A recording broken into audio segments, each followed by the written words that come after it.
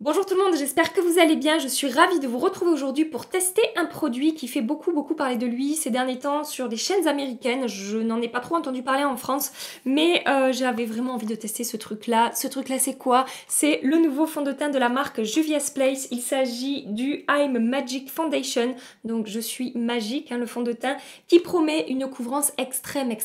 C'est justement pour ça qu'il fait beaucoup parler de lui ces derniers temps. Apparemment, ce serait le fond de teint le plus couvrant du monde. Je sais que c'est pas trop le genre de fond de teint qu'on va porter voilà, dans les jours à venir vu les chaleurs qu'il fait, mais j'avais plutôt envie, voilà, j'avais envie de faire cette vidéo pour le fun en fait et pour voir avec vous un petit peu ce que ça va donner. Apparemment il serait adapté à toutes les peaux, dont les peaux mixtes à grasse, pour les peaux sensibles aussi. Donc au niveau de ses promesses, je vous disais une couvrance extrême avec apparemment un rendu seconde peau. Ça me paraît un petit peu incompatible en fait ces deux critères là. Bon, on va voir un petit peu ce que ça donne. Application facile avec un fini mat et naturel qui donne une couvrance flawless. Ce fond de teint est également censé flouter les imperfections, lisser un petit peu la peau et garder le même rendu du matin jusqu'au soir. Je ne blablate pas plus, je rapproche cette caméra et je passe tout de suite à l'application. Ce fond de teint, je l'ai acheté sur le site London Loves Beauty, je vous en ai déjà parlé, c'est un site internet qui revend pas mal de marques. Bon, j'ai payé ce fond de teint plus cher que ce qu'il ne coûte normalement, puisque sur le site officiel, il coûte 20 $ américains et que je l'ai payé 30 livres, donc ça fait quand même bien plus cher. Mais comme je vous dis, j'avais envie de tester, donc voilà, je l'ai pris quand même. Donc j'ai pris la teinte Vienna 700, qui va être du coup pas adaptée à ma peau. Mais c'est pas grave, on est là pour tester. Au niveau de la texture, c'est quand même assez épais. J'en ai mis 3 tonnes sur ma main, je ne vais pas en utiliser un quart de ce que j'ai appliqué, mais c'est pas grave. J'ai déjà appliqué une base également, qui est la base Origins Original Skin, et je commence tout de suite l'application à l'éponge. Heureusement, je reste chez moi aujourd'hui, puisque ce fond de teint est une fois de plus trop blanc, décidément. Décidément, je sais pas, j'arrête pas de me planter en ce moment. Donc, au niveau de la couvrance, effectivement, je peux tout de suite vous dire que ce fond de teint est très couvrant. Maintenant, est-ce que c'est le fond de teint le plus couvrant du monde? Je ne sais pas. Jusque-là, le fond de teint le plus couvrant que j'ai pu tester, c'est le Dermacol, qui est effectivement extrêmement couvrant, mais qui n'avait pas bien tenu sur ma peau. Est-ce que je suis pas belle en blanc comme ça? Qu'est-ce que vous en pensez? Hein? Oh là là, Gabi. Ça fait 2 vidéos où tu finis complètement cadavérique, quoi. Sinon, à part ça, il est plutôt facile à appliquer. Je ne rencontre pas de difficultés. Comme je vous dis, la texture est un petit peu épaisse, mais voilà, à l'éponge, ça se travaille très bien, ça se fond bien à la peau. Effectivement, le rapport couvrance-effet de matière est vraiment très bon, c'est-à-dire que il se fond très bien à la peau. Il ne marque pas mes pores, il ne marque pas ma peau. Est-ce qu'il a un côté lissant? J'ai envie de dire oui. Il a quand même lissé mes pores sur les ailes de mon nez. Après, je vous avoue que je m'attendais à ce qu'il soit encore plus couvrant que ça. Je sais pas si c'est parce que j'ai tellement vu de vidéos où les personnes disent qu'il est ultra couvrant, que du coup, j'imaginais un truc complètement démentiel. C'est très couvrant, c'est pas ce que je veux dire. À chaque fois que je me regarde dans le retour caméra, je me dis mais c'est pas possible, c'est pas possible. Je vais en appliquer sur mes cernes également. Je ne vais pas appliquer de correcteur aujourd'hui. On va voir si ça camoufle bien mes cernes. Oui, quand même. Gabi, n'exagère pas, ce fond de teint est quand même ultra couvrant. Tu ne peux pas le nier, puisque, oui, je suis en train de me parler à moi-même. Ça a quand même bien couvert, mon cerne. Ah oui, ce que je vous ai pas dit, c'est que ce fond de teint est vendu en 42 teintes différentes. Donc c'est quand même énorme, mais c'est bien. C'est bien que les marques proposent vraiment des teintes pour tout le monde. J'ai terminé l'application de ce fond de teint. Je vous avoue que je suis assez bluffée par le rendu sur la peau. Au premier abord, j'ai vraiment, en fait, une peau, j'ai envie de dire, parfaite, entre guillemets, comme si j'avais un filtre. Vous savez, les filtres Instagram qui subliment la peau, j'ai l'impression que ça m'a apporté ça. J'ai totalement camouflé mes imperfections, mes rougeurs. J'avais un joli bouton ici, on le voit encore un petit peu, mais ça a franchement bien atténué la rougeur également. Mes cernes ont plutôt bien été camouflées, alors c'est pas aussi couvrant que quand j'applique mon Shape Tape de chez Tarte, mais franchement quand même c'est plutôt pas mal. Et il est vraiment imperceptible sur la peau. C'est assez surprenant, ça a bien lissé mes pores ici. Et je n'ai aucun effet de matière, il a facilement accroché à mon menton, ce qui est rare pour un fond de teint. Et on est sur un fini semi-mat. J'ai quand même de la lumière qui se dégage de mon teint. Mais vraiment, là, au premier abord, je trouve le rendu très beau. Bon, on va voir évidemment au fil des heures comment ça se comporte sur ma peau. Je ne fais rien de particulier aujourd'hui. Enfin, en tout cas, je vais rester plutôt chez moi. J'ai du boulot justement pour mes vidéos. Donc voilà, je reviendrai, je pense, faire un point ou deux dans la journée pour vous montrer vraiment comment est-ce qu'il évolue au fil des heures. Là, je suis en train de poudrer avec ma poudre Shape Tape de chez Tarte et mon éponge. Ça fait partie des astuces que je vous ai données pour prolonger la tenue d'un fond de teint, c'est de l'appliquer, enfin d'appliquer la poudre, soit avec une houppette, soit une éponge. Si vous ne savez pas de quoi je parle, si vous n'avez pas vu cette vidéo astuce, je vous l'accroche ici. Je vous donne tous mes petits tuyaux pour prolonger la tenue du make-up. Je vais maintenant réchauffer mon teint, j'en ai grand besoin. Pour ça, je vais utiliser la poudre de chez Giorgio Armani. C'est la Neo Nude Fusion que j'ai en teinte 6.5. En attendant que je réchauffe mon teint, si vous voulez liker cette vidéo, si vous passez un agréable petit moment avec moi, surtout n'hésitez pas. Voilà, appuyez sur ce petit pouce bleu.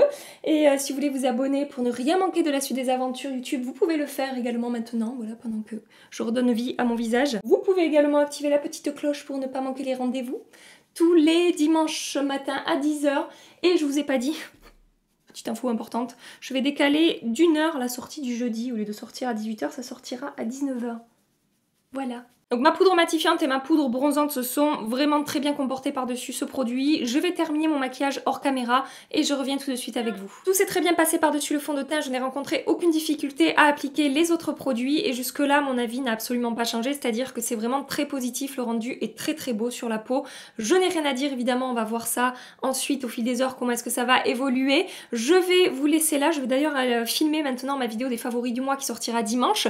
Donc voilà, je reviendrai vous faire un petit point juste après cette vidéo et si vous me voyez donc maquillée et habillée de la même manière dimanche, ne vous inquiétez pas, c'est normal, c'est juste que c'était le même jour. Je porte le fond de teint depuis maintenant 3 heures et je commence déjà à avoir quelques petits soucis.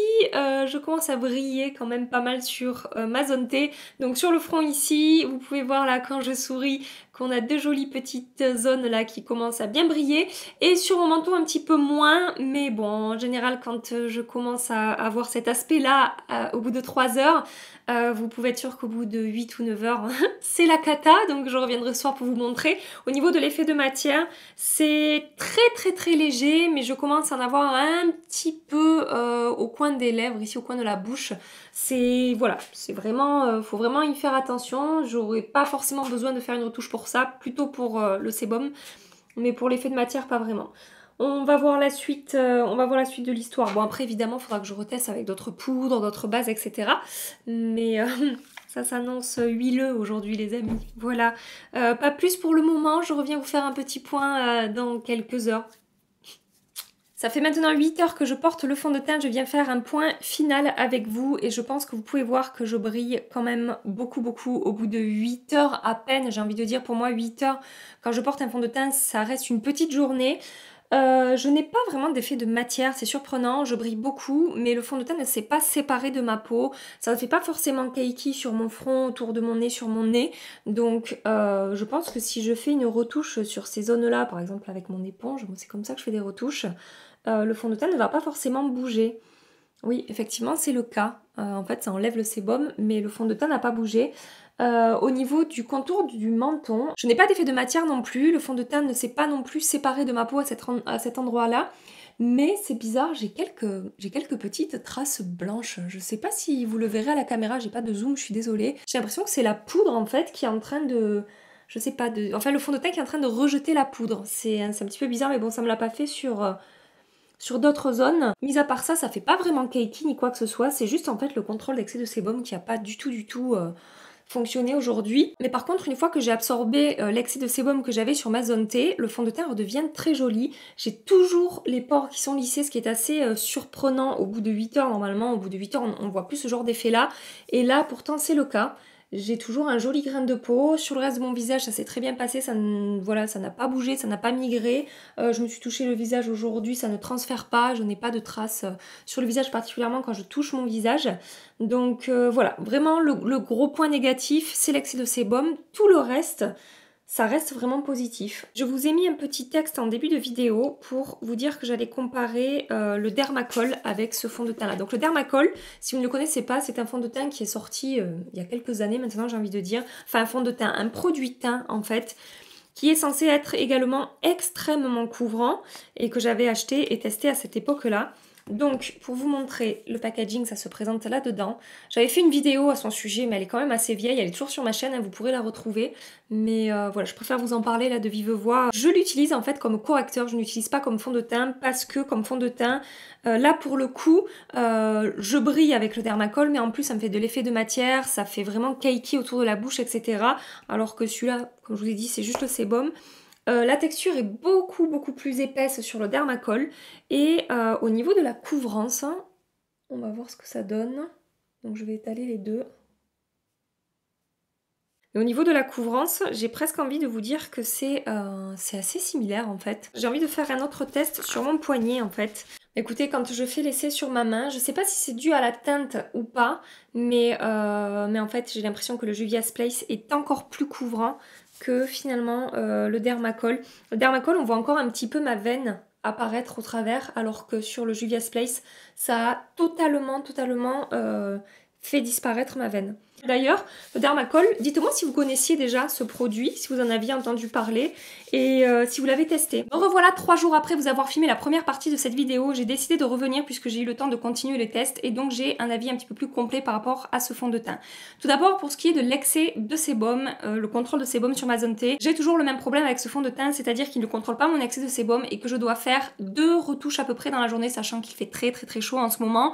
Donc voilà, je tourne à 2 retouches, je prends ma petite éponge, je tapote ma zone T et tout revient en place et c'est ce que j'apprécie énormément avec ce fond de teint. C'est le deuxième point que je vais aborder, c'est-à-dire le fait qu'il n'y ait zéro effet de matière du matin jusqu'au soir, malgré le fait qu'il ne contrôle pas mon excès de sébum. C'est-à-dire qu'une fois que j'ai fait la retouche, tout revient en place comme si je venais de l'appliquer. J'ai toujours les pores qui sont lissés, je n'ai aucun effet de matière sur la peau, ça ne déplace rien, il ne migre pas, il ne bouge pas et c'est assez incroyable et c'est la première fois en fait que je constate ça avec un fond de teint. Il y a d'autres fonds de teint avec lesquels je peux faire des retouches et ça se passe plutôt bien, mais alors celui-là, c'est assez bluffant de voir à quel point en fait tout reste impeccable tout au long de la journée, malgré mon sébum et malgré mes retouches. Et en fait, ce fond de teint, je le trouve tellement beau sur la peau que je suis prête à faire ces 2 retouches au cours de la journée pour avoir ce résultat-là. Là, aujourd'hui, ça fait 12 heures que je le porte. J'ai fait 2 retouches. Il fait 40 degrés dehors, j'exagère à peine.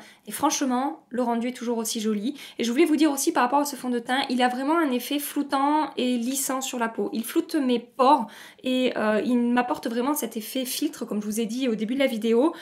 Et cet effet filtre, je le garde tout au long de la journée. Alors sur une peau normale, je pense que ce fond de teint va être une merveille. Sur ma peau mixte, je suis prête à faire les retouches tellement je trouve le rendu vraiment joli. Voilà ce que je voulais vous dire par rapport à ce fond de teint. Et définitivement, je vais racheter une teinte plus foncée qui me convient mieux et je vais continuer à le porter, c'est sûr. Évidemment, si vous avez testé ce fond de teint, pensez à partager votre avis dans les commentaires. Et si vous ne l'avez pas testé, dites-moi ce que vous en pensez après cette vidéo. Voilà, quelles sont vos impressions par rapport à ce fond de teint. Pour rester dans le sujet fond de teint, je ne sais pas si vous avez vu ma dernière vidéo, elle va apparaître incessamment sous peu sur l'écran. Je vous présentais le HD Liquid Coverage de chez Catrice qui est un fond de teint tout petit prix et franchement, ce truc-là est une pépite. Si vous n'avez pas vu ma vidéo, je vous la mets ici et je vous conseille d'aller la voir. En attendant du coup ma prochaine vidéo, mes favoris du mois, je vous fais des milliards et des milliards de bisous. Mouah, prenez soin de vous et à très bientôt. Bye bye. Je n'ai que toi. Toi, je n'ai que toi. Allez Gabi.